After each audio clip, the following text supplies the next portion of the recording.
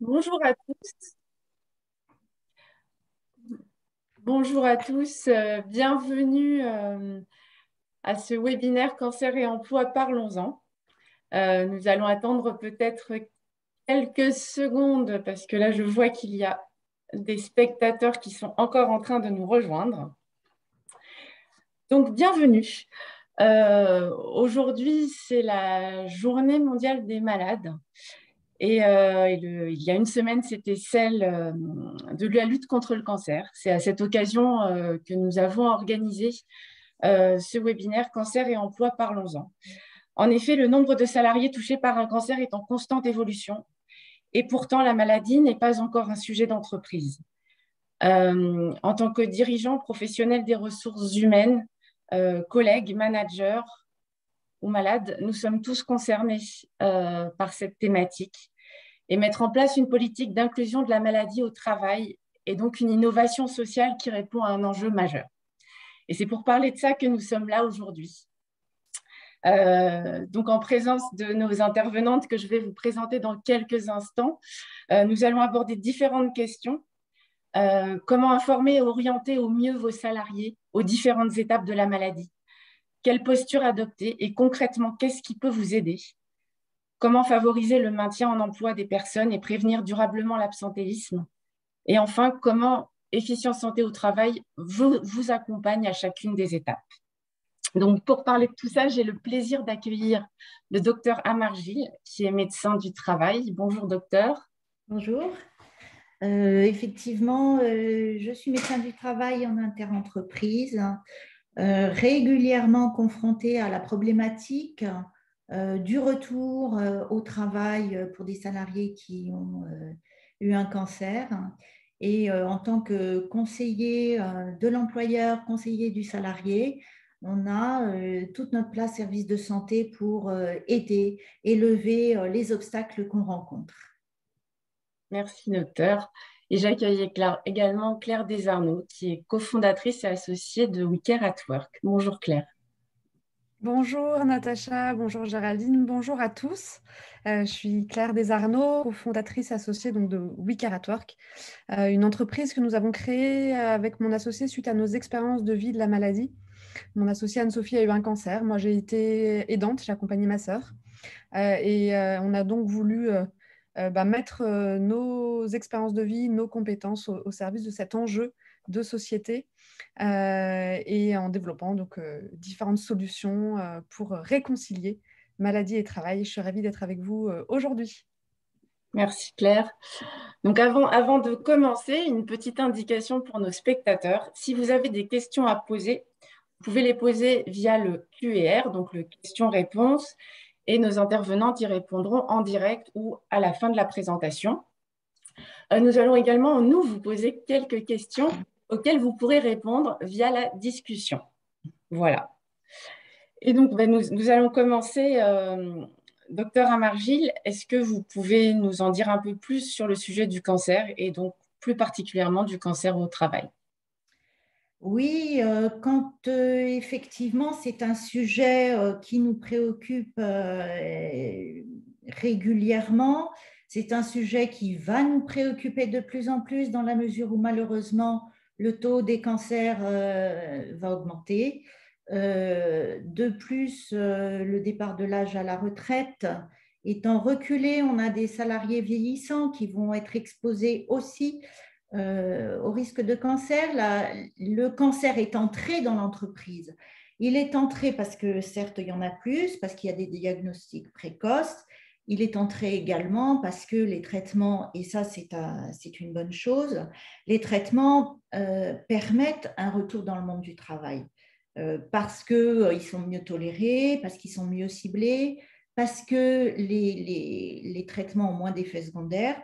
Donc, avec tous ces éléments, on va avoir dans le monde du travail les salariés qui ont eu un arrêt souvent prolongé d'ailleurs, souvent on peut aller jusqu'à 1 an, revenir dans le monde du travail. 1000 personnes par jour apprennent qu'ils ont un cancer, dont 40% travaillent. Donc, ça montre bien l'ampleur du sujet qui nous attend et qui est un sujet sur lequel on doit effectivement réussir à concilier avec le travail. Le travail qui aura des bienfaits évidemment sur le retour, en ayant comme objectif premier le retour à l'état antérieur, un salarié qui se sent bien, qui est performant. Et si jamais ce n'est pas le cas, d'essayer d'apporter et de l'accompagner et d'accompagner son entreprise pour que les aménagements permettent de maintenir un emploi. On a sur des études, une étude VICAN 5, c'est-à-dire la vie 5 ans après un cancer, vu que en retour, il y avait 12% des salariés qui se plaignaient, pas forcément, mais qui remontaient des discriminations. C'est un sujet sur lequel on va se pencher. Il va falloir trouver des issues. Pourquoi la discrimination?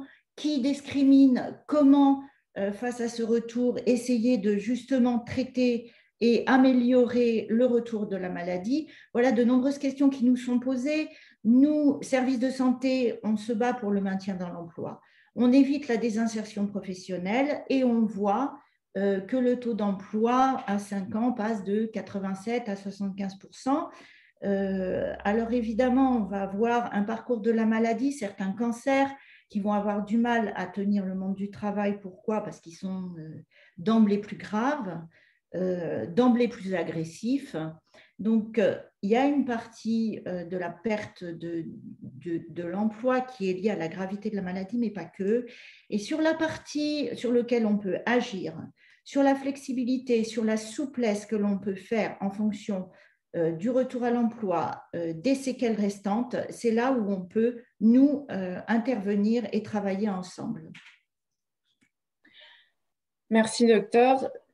Donc, comme on l'a dit, c'est un sujet tabou en entreprise. Et Claire, pouvez-vous nous dire pourquoi, vous qui avez l'habitude de travailler en entreprise? Oui, alors effectivement, c'est un sujet délicat, un sujet tabou pour une personne sur deux, suivant une étude menée par Cancer at Work. C'est un sujet personnel, intime, dont on a peur de parler le plus souvent. Et puis c'est vrai que la maladie a cette particularité de ne pas exister dans le monde du travail. On est bien portant, on travaille, on est malade, on est en arrêt maladie, on sort de l'entreprise. Sauf que la réalité, elle est plus nuancée, évidemment. Et c'est vrai que c'est un sujet aussi délicat parce qu'on a beaucoup de représentations autour de ce sujet-là également. Je voulais d'ailleurs vous poser une question à vous tous participants aujourd'hui. Si, de manière très simple, donc je vous invite à répondre donc dans l'onglet Converser, en répondant de manière très spontanée, en un mot. Si je vous dis maladie et travail, cancer et travail, quel est le premier mot qui vous vient à l'esprit? De manière très spontanée. Si je vous dis cancer et travail, quel est le premier mot qui vous vient à l'esprit? Compliqué, difficile, difficulté, contrainte, aménagement du poste, possible. Accompagnement, absence, équilibre précaire, organisation du travail, risque, adaptation, difficulté, fragilité, incompréhension. Merci pour tous ces retours. Effectivement, souvent, le plus souvent, ça rime avec difficulté et coût de prime abord. Des difficultés pour les personnes concernées, tout d'abord. Ça peut générer de l'isolement, un certain stress, une angoisse justement face peut-être à la perte de son emploi si on révèle sa maladie ou suivant les séquelles de la maladie plus tard. Ça engendre aussi une forte désinsertion professionnelle. Il faut savoir qu'une personne sur 3 quitte son emploi 2 ans après le diagnostic d'un cancer, donc c'est énorme. Donc c'est vraiment un sujet qui rime avec difficulté pour les personnes, pour l'entreprise également, parce qu'une personne qui est confrontée à la maladie, ça va générer déjà des difficultés relationnelles, de savoir quoi dire, quoi faire, comment on peut accompagner la personne. C'est vrai que ça met toujours dans des positions délicates. Et puis d'un point de vue aussi organisationnel, si la personne est amenée à s'absenter longtemps ou à s'absenter souvent, comment on peut maintenir les objectifs de l'entreprise. Donc c'est vraiment un sujet délicat. Et puis plus globalement pour la société aussi, on sait que notre système de sécurité sociale fonctionne grâce aux cotisations des actifs. Mais si on se passe de la cotisation de toutes les personnes qui sont concernées par la maladie, on l'a vu tout à l'heure, en 2025, ce sera 25% de la population active qui sera concernée par une maladie chronique au sens large, pas uniquement le cancer.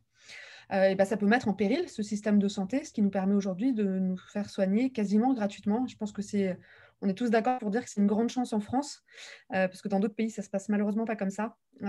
Et donc, c'est vraiment un enjeu général qui a un impact global sur tout le monde. Alors, pourquoi ça rime le plus souvent avec difficulté? Parce que c'est un sujet qui est mal connu. C'est un sujet qui est mal appréhendé, qui fait peur, qui nous renvoie aussi à nos histoires personnelles qu'on peut connaître et avec toutes les difficultés que ça peut aussi engendrer. Et puis, il y a aussi beaucoup de préjugés autour du sujet de la maladie. Par exemple, si je parle de ma maladie, c'est certain, je vais être mis au placard. Ou du point de vue du collectif de travail, mais il est souvent absent, vraiment, c'est un fainéant, il ne veut pas travailler. En fait, on ne sait pas pourquoi il est absent, parce qu'il ne le dit pas. Mais voilà, on a des préjugés autour de ça. Je ne sais pas si vous, d'ailleurs, vous avez sans doute des idées de préjugés, d'idées reçues que l'on peut avoir sur la maladie au travail, notamment. Donc, je vous invite aussi à les partager si vous le souhaitez dans l'onglet « Converser ». Et donc, Claire, pour rebondir sur ce que vous disiez, on a eu effectivement d'autres commentaires qui nous disaient absence aléatoire, difficulté, isolement. Oui, tout à fait. Et donc, pour répondre aux préjugés, il y a on ne peut plus rien faire, la personne ne sera plus capable.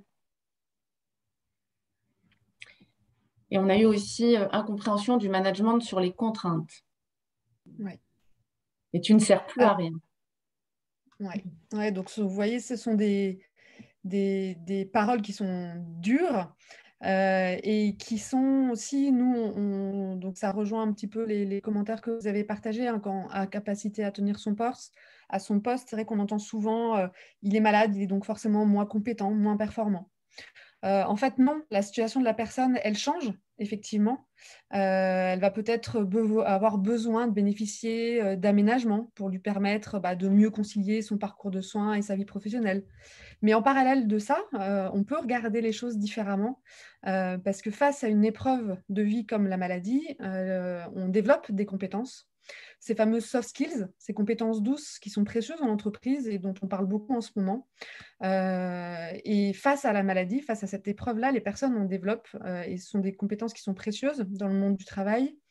Donc, on voulait vous partager une vidéo, mais dans les tests techniques juste avant, on n'entendait pas le son. Donc, on va vous la partager dans le chat, justement, pour que vous puissiez la regarder après.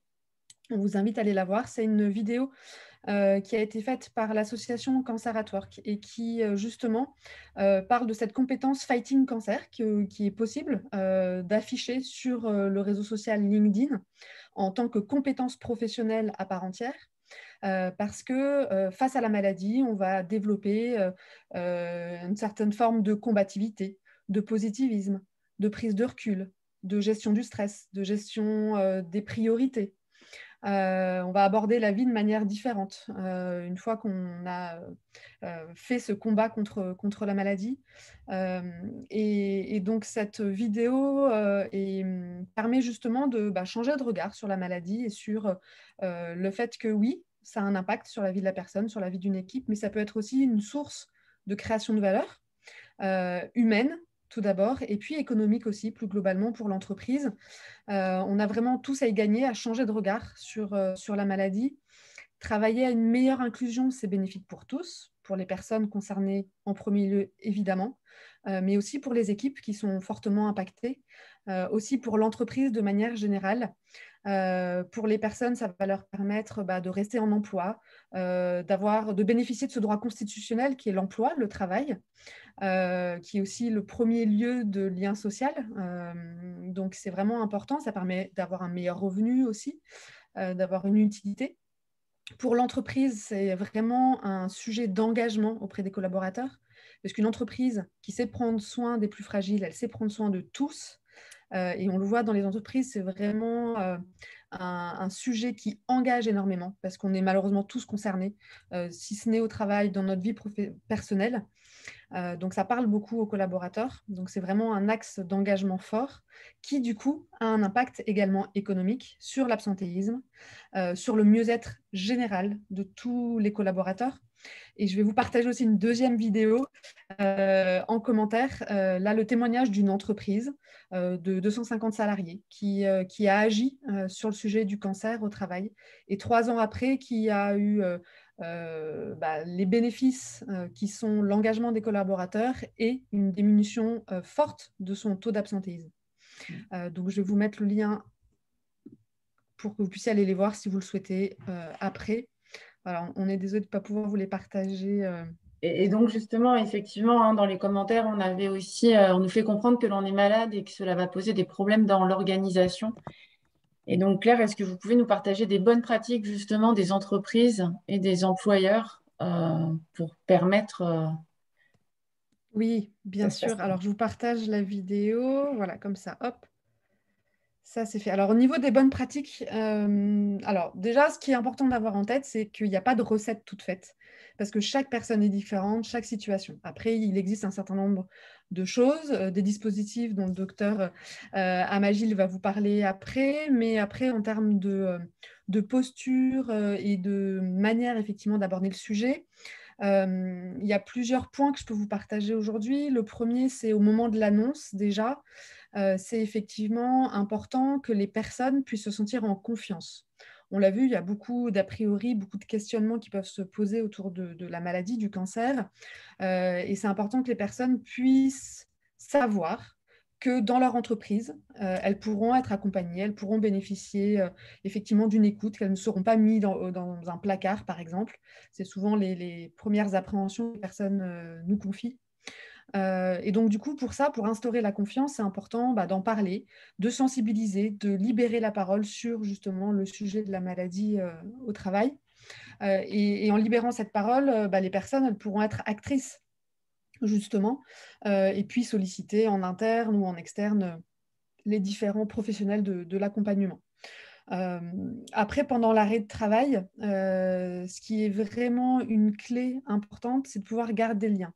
Alors, c'est vrai que souvent, on nous dit, mais il n'y a aucune obligation pour la personne de dire, de parler de sa maladie, évidemment, c'est le secret médical. Par contre, s'il y a un climat de confiance dans l'entreprise, elle pourra se confier. Si elle se confie, elle pourra bénéficier éventuellement d'accompagnement ou en tout cas se sentir soutenue par son entreprise. Et garder le lien, c'est toujours un point clé du retour. Et puis après aussi, d'un retour dans la durée. Parce que quand il n'y a plus de lien du tout entre l'entreprise et le salarié pendant l'arrêt de travail, l'arrêt n'est vraiment pas facilité, pardon, et ça peut vraiment générer par ricochet des difficultés après le retour également. Donc ça, c'est la deuxième clé. Et puis après, c'est important de pouvoir préparer le retour, l'anticiper. Donc accueillir la personne le jour J. On a beaucoup de personnes qui nous disent, en fait, je reviens dans mon entreprise, mais je ne sais même pas, mon bureau a changé, je sais même pas, j'ai même pas vu mon manager au bout de 15 jours. Voilà, donc c'est vraiment important de pouvoir accueillir, préparer, accompagner. Il ne suffit pas de grand-chose, souvent. C'est vraiment du bon sens.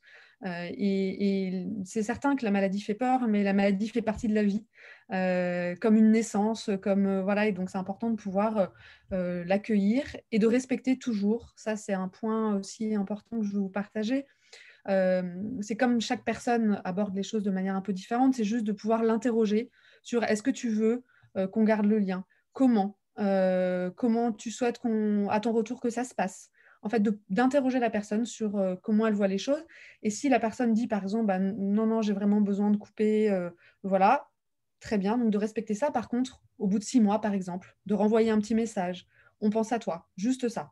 Parce que ça permettra, si la personne a évolué justement en 6 mois, de se dire, en fait, j'ai voulu couper, mais au final, je suis quand même contente de recevoir un petit message et de savoir que mon employeur pense à moi.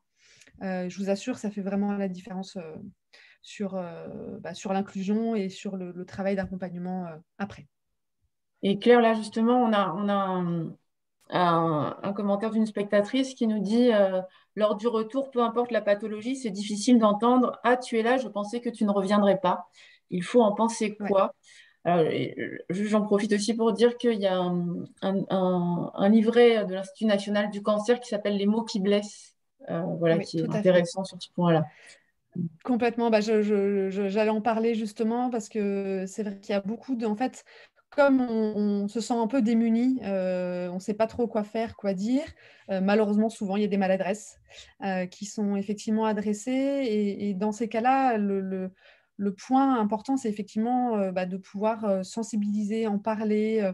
Et puis aussi, pour les personnes qui sont concernées, c'est certain qu'il y a des paroles qui vont pouvoir blesser, mais souvent, ça part pas forcément d'une mauvaise intention. C'est plus la maladresse des personnes face à la maladie. Et donc, de pouvoir aussi prendre du recul par rapport à ça, effectivement. Et pour faire évoluer, la clé, c'est d'en parler, de sensibiliser, de communiquer en interne pour justement travailler un peu sur ces préjugés et pour favoriser le changement de regard. Et donc, effectivement, hein, c'est vrai qu'on est encore dans une culture qui culpabilise les malades, qui culpabilise la maladie. Et là, vraiment, l'objectif de ce webinaire, c'est de voir comment faire ensemble, employeurs et salariés, pour fonctionner au mieux, pour que chacun puisse s'épanouir. Et donc, docteur Amargil, Et justement, pour employeur, concilier maladie et travail, il y a plusieurs possibilités à notre disposition. Est-ce que vous pouvez nous en dire plus? concilier maladie et travail, c'est également encadré du point de vue législatif, réglementaire, dans le cadre du Code du travail. On a différents outils qui sont à notre disposition pour accompagner et aider. Donc, on a la visite de pré-reprise, c'est un outil. Alors, elle peut être déclenchée par le médecin traitant, par le médecin conseil ou par le salarié lui-même.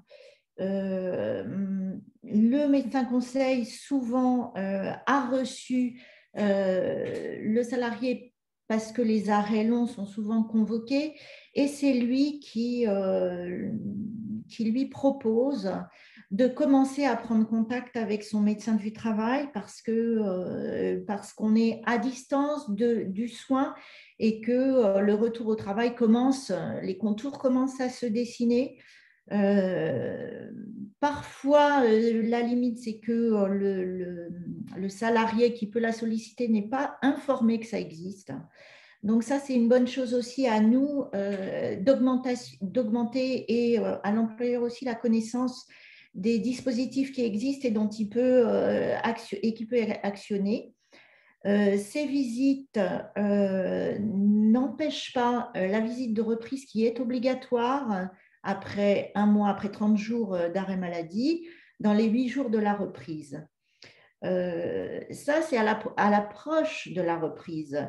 Néanmoins, pendant toute la maladie, on peut nous rester à disposition et recevoir le salarié s'il le souhaite.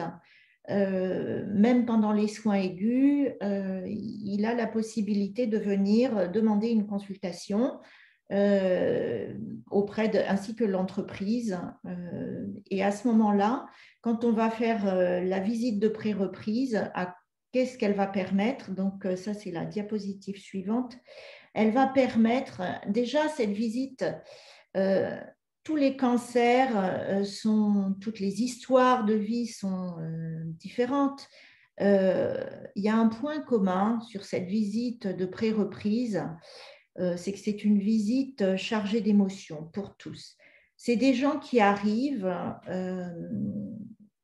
qui ont rencontré des épreuves physiques, parce que la maladie, c'est une agression du corps, des épreuves psychologiques, parce que ça fait basculer l'identité, les objectifs, les priorités. Et à côté de ça, il va falloir déjà recueillir dans quel niveau, dans quel état la personne qui compte reprendre son travail se trouve. quel est le degré de fatigue, et puis quels sont ses objectifs. Il n'est pas rare que les objectifs de vie aient fondamentalement été bouleversés. Il n'est pas rare de voir des gens qui avaient un culte de leur travail avec des horaires de 9 heures du matin jusqu'à 8 heures du soir, avec des objectifs commerciaux de compétitivité, et qui là se sont remis en cause et font un virage complet sur ce qu'ils désirent dans l'entreprise. Donc à ce moment-là, ça va aller très loin, parce que quand ils reviennent au travail, l'employeur, lui, va proposer un poste qui est toujours dans ce même combat. Il est toujours dans le combat de l'objectif, de la rentabilité. C'est son chemin, c'est son besoin en tant qu'employeur. Et le salarié peut être un petit peu décalé par rapport à ses objectifs qu'il avait et dont il ne doutait pas avant la maladie. Et maintenant, j'ai un exemple qui était assez compliqué. C'est effectivement une commerciale qui avait envie, après avoir rencontré cette traversée si difficile, mais si enrichissante, de faire du coaching. C'est-à-dire, je veux me tourner sur l'autre. Le patron, c'était pas sa mission, c'était pas son étude de poste. Donc, c'était assez compliqué de les remettre en phase. Et pour autant, son retour à l'entreprise, avec un employeur qui a été à l'écoute, a été tout à fait réussi, et elle a pris un autre poste beaucoup plus sur le versant humain et a diffusé sur l'ensemble de son service des objectifs certes chiffrés nécessaires pour la survie de l'entreprise, mais également un rythme adapté, plus serein. Me semble-t-il que ça avait été favorable à l'ensemble de l'équipe et même à l'entreprise. Donc, on va, lors de cette visite de pré-reprise, préconiser des aménagements. Ça va être des aménagements, des aménagements de poste, certaines tâches qu'on ne peut plus réaliser parce qu'on a eu une chirurgie, parce qu'on a des douleurs résiduelles, parce que parfois on est toujours en traitement, on revient au travail, mais notamment dans les cancers du sein, on a des traitements qui vont durer plusieurs années, qui peuvent être pourvoyeurs de douleurs. Donc, on va essayer de revoir le poste. On a également un obstacle, peut-être pas, mais en tous les cas, intérêt à bien connaître l'entreprise pendant tout l'éloignement du salarié. Pourquoi ? Parce que l'entreprise va très vite, elle change aussi beaucoup, les équipes bougent, peut-être que son manager ne sera plus là, et c'est tout l'intérêt dont nous parlait Claire, c'était de maintenir un lien en permanence. On favorise au maximum le lien avec l'entreprise pendant la phase d'arrêt pour savoir tout ce qui se passe, tous les éléments qui sont nouveaux, et puis s'il y a du changement ou pas d'ailleurs, en tous les cas, montrer son intérêt aussi 15 jours. Pour le moment, on est en phase de recul, mais que le but est bien le retour vers un état de non malade. Il arrive également pendant ces visites de pré-reprise que les gens précipitent la volonté de revenir pour vite retourner aux non-malades. Et pour autant, ils sont toujours dans un état clinique qui ne leur permet pas. Il y a beaucoup trop de symptômes qui sont encore présents et on a envie de mettre des freins, de dire non, n'y allez pas, un peu comme une fuite en avant, de vouloir retrouver cet état antérieur. Donc là, on va avoir un rôle différent, peut-être éventuellement le laisser encore en arrêt maladie, continuer le repos et puis revenir peut-être un mois après et réévaluer les choses. Donc, on va préconiser des aménagements de poste en lien avec l'employeur qu'on va appeler, aussi éventuellement pour des horaires, pour du télétravail. Et là, le télétravail avec la crise sanitaire nous a aidés, parce que ce qui était impossible, c'est un petit peu organisé maintenant et devient beaucoup plus accessible. Pour ça, on a mis à disposition par la Sécurité sociale des essais encadrés, avec lequel je ne suis pas très à l'aise, parce que pour ma part, c'est c'est assez récent et moi, j'en ai jamais fait pour ma part. C'est un essai de remise au travail, soit dans un autre service parce que la personne a envie de faire une reconversion professionnelle, soit pourquoi pas dans une entreprise qui accepte de l'accueillir, tout ça pendant l'arrêt maladie, avec 14 jours où on tente et où on réévalue en visite, en voyant ce qui a été possible, les limites et comment et si effectivement le changement de poste, la reconversion professionnelle est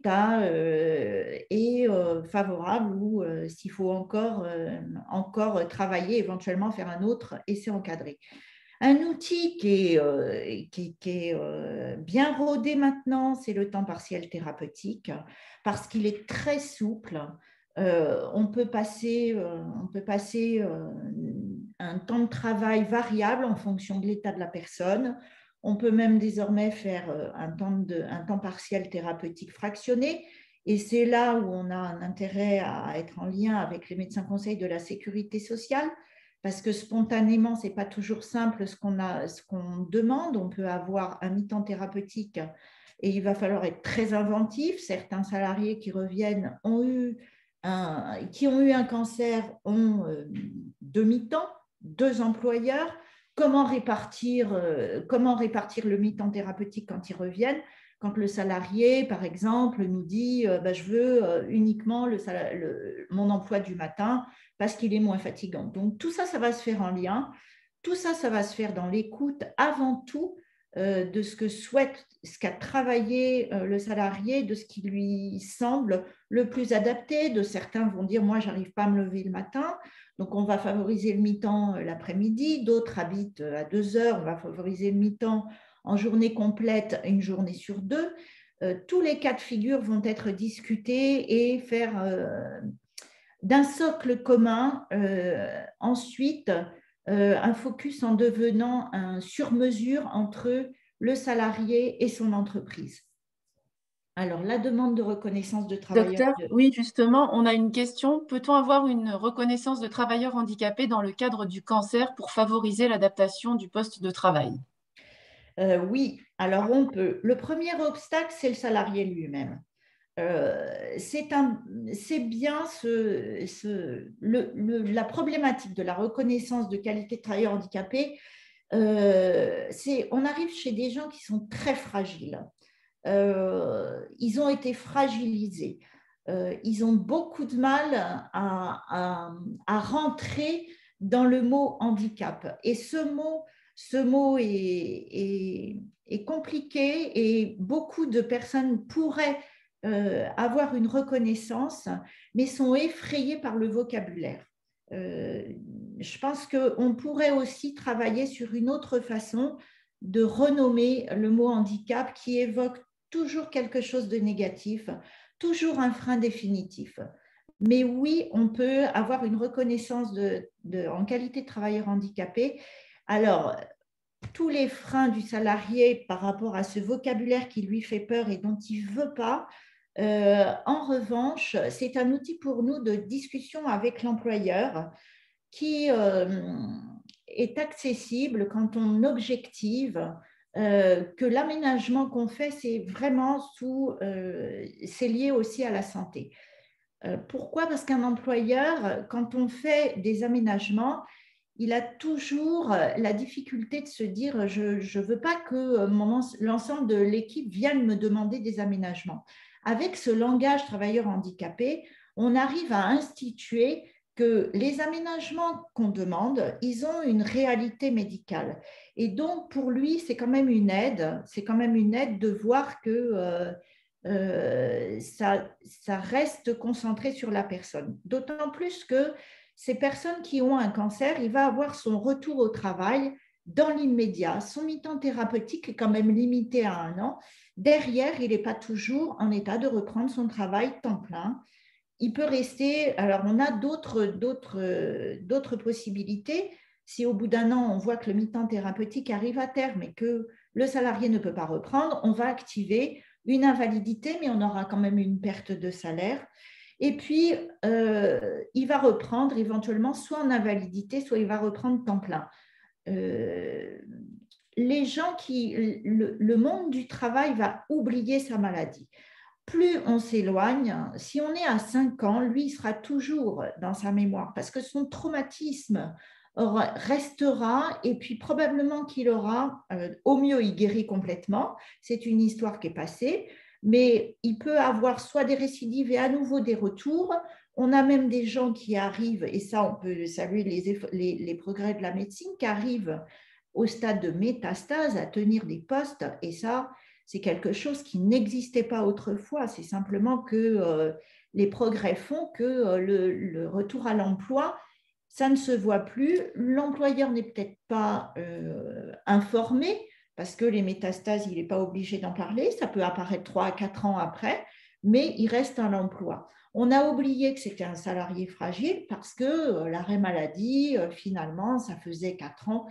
Et pour autant, c'est des gens qui restent fragiles. Donc, toujours accompagner et accompagner dans le temps. Dans le temps. C'est pour ça qu'il ne faut pas hésiter à maintenir, pourquoi pas des rendez-vous avec les ressources humaines pour s'intéresser, pour faire des bilans, de voir pas forcément sur la santé, mais où en êtes-vous de travail, comment ça se passe, sans être agressif médicalement.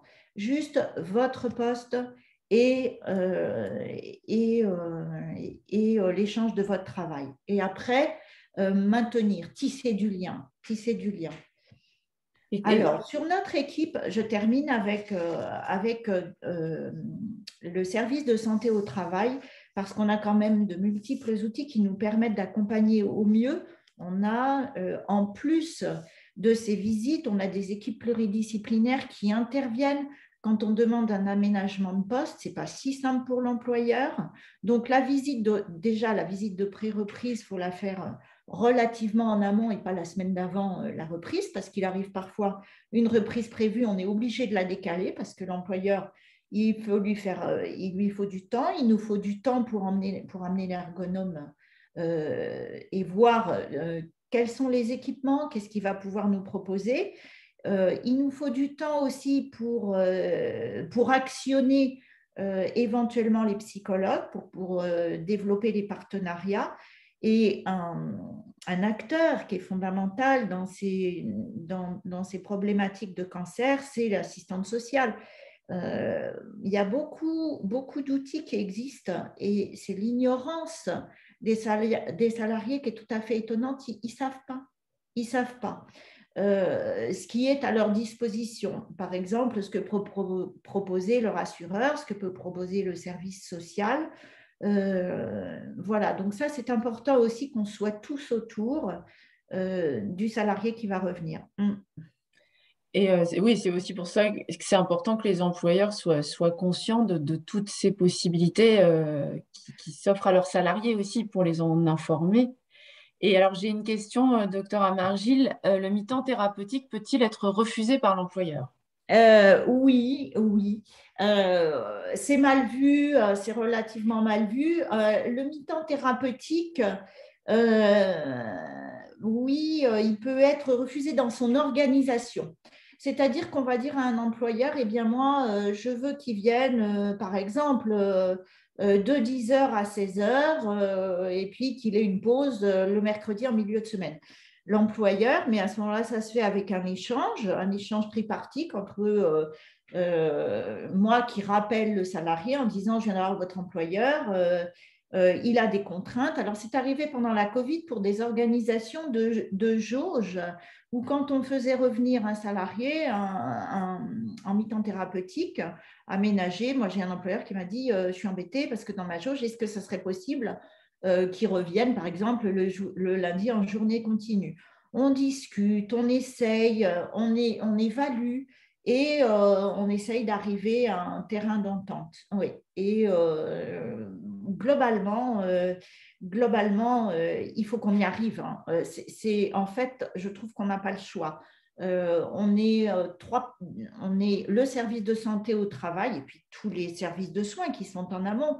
Et d'ailleurs, quand on arrive en visite de pré-reprise, elle sera d'autant plus réussie que nous, services de santé au travail suivons régulièrement l'entreprise et on sait où ils en sont. Effectivement, un service dans lequel on met une personne en mi-temps thérapeutique et dans laquelle on a déjà 3 personnes qui ont des restrictions, on peut imaginer que ça va être compliqué pour le chef de service et pour le maintien de l'exercice professionnel. On peut imaginer également que quand on met des restrictions, notamment ne peut pas soulever de poids, ne peut pas par exemple, un cancer du sein. J'ai des exemples, par exemple, où on ne peut pas soulever le bras et mettre en hauteur des livres, où on ne peut pas passer à la caisse parce qu'on va avoir mal au bras. Ça va être fait, ce travail. Il va être fait par l'équipe qui, elles, vont augmenter leur charge de travail, dont il faut avoir conscience parce que la plupart du temps, en mi-temps thérapeutique, il n'y a pas d'extra qui va venir en plus de l'équipe. Donc, l'équipe va être aussi sollicitée. Ça, il faut bien en avoir conscience que c'est tout le monde qui doit être réaménagé sur un aménagement individuel. Eh bien, ça concerne l'ensemble du service. Oui, d'où l'importance aussi que les managers soient impliqués dès le début pour l'organisation de leur équipe. En fait. Les managers doivent être… alors, le retour en cancer, effectivement, Claire disait qu'on voyait ça de façon plutôt négative, plutôt il ne va pas faire son travail, alors qu'en fait, arrive une richesse dans l'entreprise. La lecture immédiate, évidemment, c'est arrive ce qui ne peut pas être fait. Mais non, ce n'est pas du tout comme ça que ça se passe. Et une entreprise vertueuse qui accueille la fragilité sera toujours performante. Je crois qu'on va passer à la slide suivante. Oui, un petit mot toujours que j'aurais pu, on peut démarrer d'ailleurs par le secret médical, qui est vraiment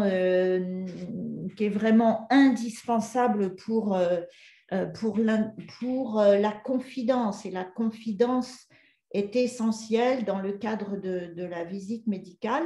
Et il faut interroger le salarié de savoir alors, qu'a-t-il transmis à l'employeur?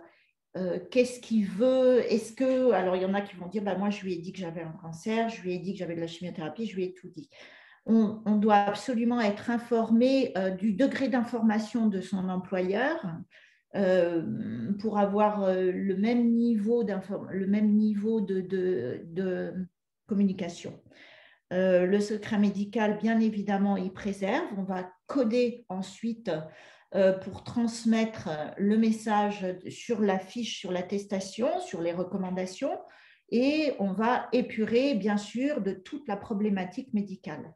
Ça protège le salarié qui, lui, en fait ce qu'il veut de son secret. S'il a envie d'aller dire à son équipe, eh bien moi, voilà ce qui m'est arrivé, je vais tout vous raconter, c'est le sien. Mais ce n'est pas nous, en tous les cas, tout ce qui se dit dans l'intimité du cabinet médical est resté secrète. Alors, autre point qui est important, c'est que le salarié peut tout à fait, on en a déjà parlé, garder secret sa maladie.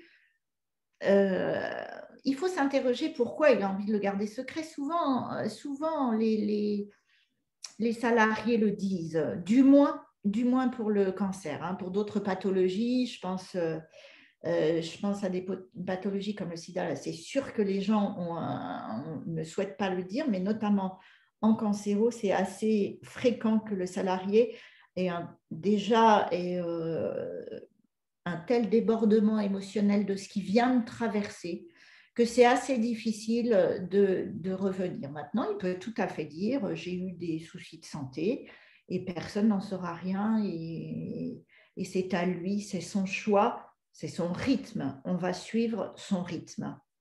Nous, service de santé, on va se caler derrière le rythme de ce qu'il a, où il en est. Alors, il y a, oui, dans la dernière loi du 2 août 2021 un nouveau dispositif qui me semble-t-il, bon, pour l'instant, il n'y a pas encore les décrets d'application et comment on va pouvoir s'en servir. En tous les cas, l'outil me semble très intéressant parce que c'est une liaison entre le salarié et l'employeur qui associe le service de prévention et qui permettra, pendant un arrêt maladie prolongé, à l'employeur de provoquer des rendez-vous. Je pense que vraiment, c'est quelque chose dans lequel on doit aller, on doit découvrir, on doit s'inscrire, de maintenir du lien entre les gens. Il faut que ce soit pas... c'est tellement difficile de revenir après une rupture longue que ponctuer son arrêt avec des nouvelles, avec des informations, ça paraît un élément de réussite du retour à l'emploi. Et Parce qu'il il me semble, docteur, que jusque-là, l'employeur n'avait pas le droit de contacter le salarié pendant l'arrêt maladie. Hein. L'employeur n'avait pas le droit. Et je pense qu'évoluer dans le sens de l'autorisation de l'employeur de s'infiltrer, c'est pas du tout, malveillant. Et au contraire, il va falloir, et peut-être ça peut même développer l'empathie, une relation privilégiée de se dire mon salarié est malade et je vais plus loin, c'est que je m'occupe de tous, de mes salariés qui sont au poste, mais également de mes salariés qui ont été pendant un temps sur le côté parce que, et je suis là prêt à leur retour et je veux bien le préparer avec eux. Je pense que c'est un excellent outil. Alors effectivement, sur cette notion d'en parler, de garder le lien et d'interdiction, en fait, dans la loi, il n'y a aucune interdiction à donner à un employeur de ne pas contacter. Par contre, il y a donc c'est le lien. On est d'accord pour dire que c'est vraiment une des clés indispensables, vraiment. Il y a juste deux risques effectivement à avoir en tête et à éviter, c'est l'intrusion et effectivement le harcèlement. C'est-à-dire qu'il y a une différence entre prendre des nouvelles, dire à son salarié on est là, on pense à toi, et quand est-ce que tu reviens, et ce dossier-là, où est-ce que tu en étais, voilà. Et je pense que ça, c'est après du bon sens de chacun, et Non, c'est mais vous là-dessus avez que la raison. loi va intervenir. Bien sûr, vous avez raison, tout comme le retour, l'accueil du salarié qui revient, où le chef sait qu'il faut qu'il ait une action, le manager sait qu'il faut qu'il l'accueille, donc il va aller lui offrir un café, ils vont passer une demi-heure et dans l'après-midi, de lui remettre tous les dossiers sur la table. Effectivement, il y a des maladresses et puis il y a aussi à apprendre tout ça aux managers, à leur apprendre. C'est pas possible qu'on n'accède pas à la sensibilité, à l'humanité de quelqu'un. Mais bien évidemment, on peut tomber dans cet écueil et dans ce risque, évidemment. C'est un long chemin, mais on est là, il faut le mener. Il faut le mener. Ouais. Alors, oui, l'employeur aussi peut toujours solliciter l'accompagnement par son médecin du travail qui a une action en milieu de travail. Et là, je pense au médecin du travail, mais je pense à l'ensemble de l'équipe, comme on le disait tout à l'heure, pour l'organisation du travail et puis pour gérer les émotions, pourquoi pas. On propose parfois des rendez-vous avec un psychologue, des rendez-vous collectifs qui permettent à chacun de poser l'ensemble des problématiques qu'il rencontre. Ouais. Et donc, pour conclure un petit peu avant de passer aux outils, Claire, les trois clés indispensables à rappeler. Je m'aperçois que je n'ai pas mon micro.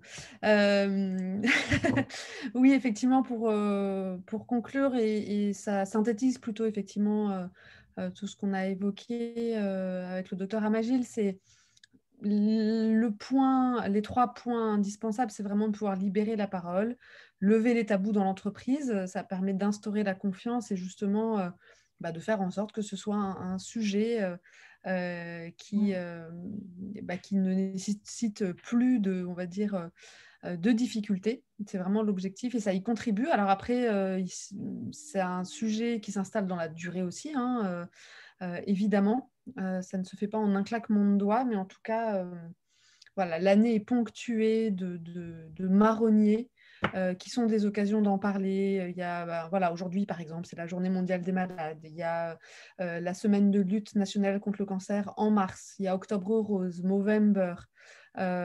Plus globalement, sur les sujets de santé, voilà, il y a la semaine de la qualité de vie au mois de juin. Voilà, donc il y a pas mal d'éléments, de moments qui sont des opportunités pour en parler, justement. Tout à l'heure, vous l'avez dit, docteur, c'est effectivement l'importance de se préparer, de se former, parce qu'il est possible de se former justement et de mettre en place des process pour ne plus agir en mode pompier et aussi pour garantir un peu un traitement, on va dire, équitable, parce qu'on sait aussi que ça dépend beaucoup des managers, ça beaucoup des équipes. Et donc, si les collaborateurs, de manière générale, sont sensibilisés, formés, ça permet justement de niveler un petit peu ce traitement qui peut différer d'une personne ou d'une autre.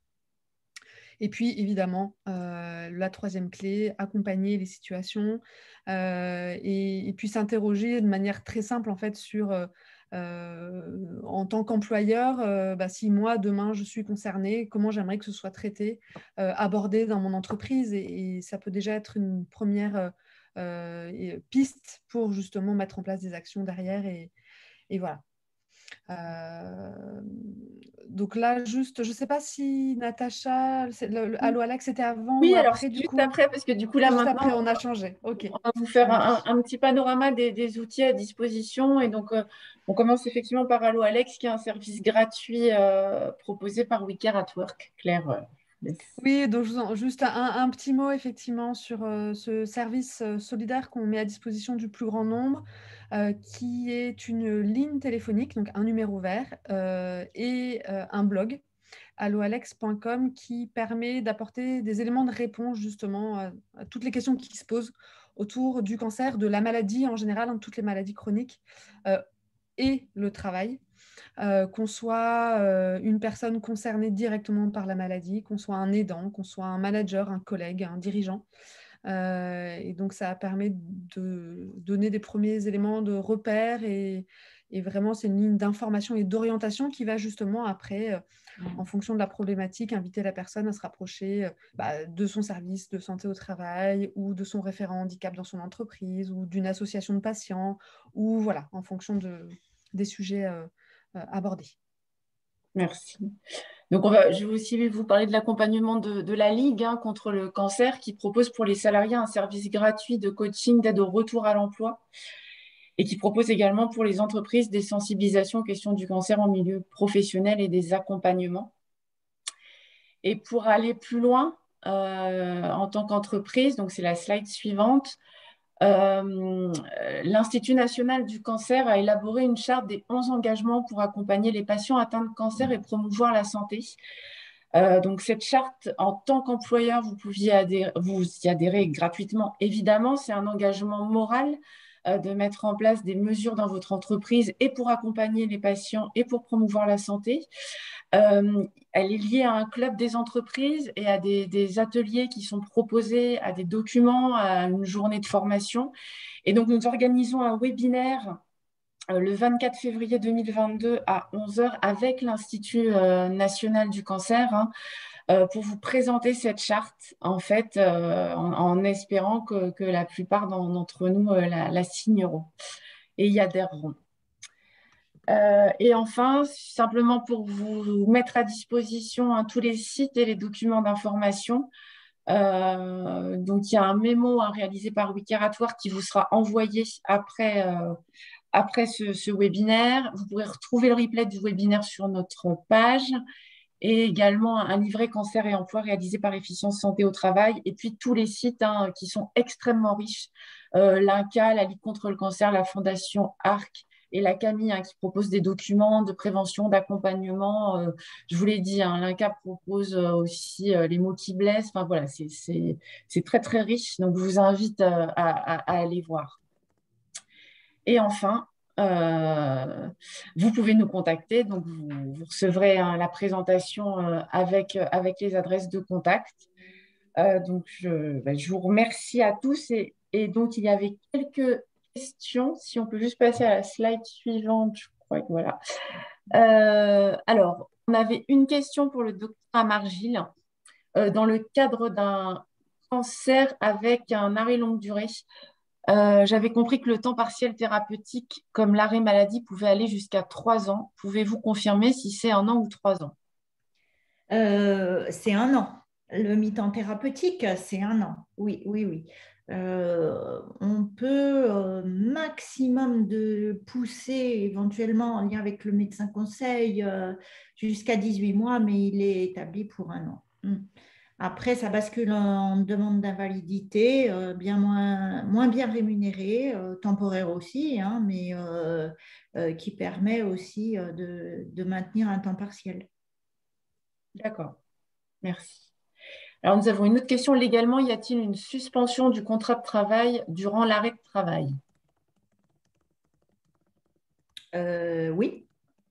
Suspension du contrat de travail pendant l'arrêt de travail, oui, oui, oui.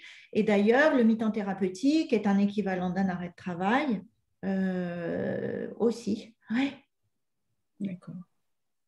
Et nous avons donc un commentaire de monsieur ou madame, enfin d'un des spectateurs qui nous dit, donc qui nous parle des missions des patients partenaires et missions en entreprise. Voilà, je ne sais pas si vous avez, donc, juste pour compléter l'information. Alors, mission des patients partenaires, je ne connais pas. Par contre, ce qu'on voit, c'est que désormais, les malades sont très impliqués et très actifs dans leur parcours de soins.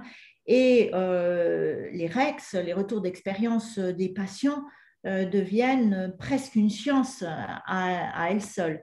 En revanche, mission des patients, ça ne me parle pas. Peut-être Claire peut répondre.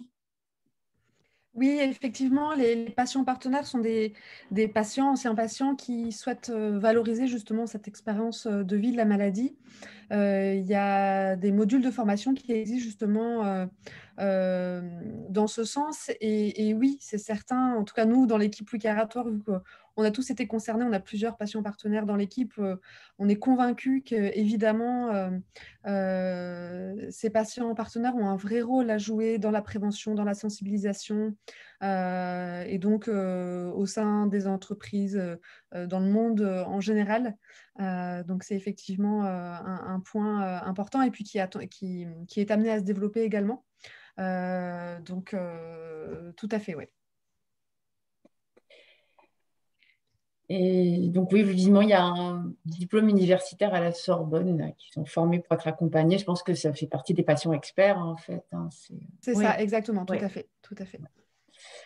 Mais je n'ai plus de questions. Donc, merci beaucoup, docteur Amargine. Merci beaucoup, Claire, pour votre intervention.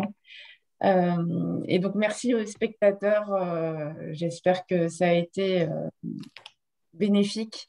Et vous recevrez donc de toute façon toute la présentation et les documents.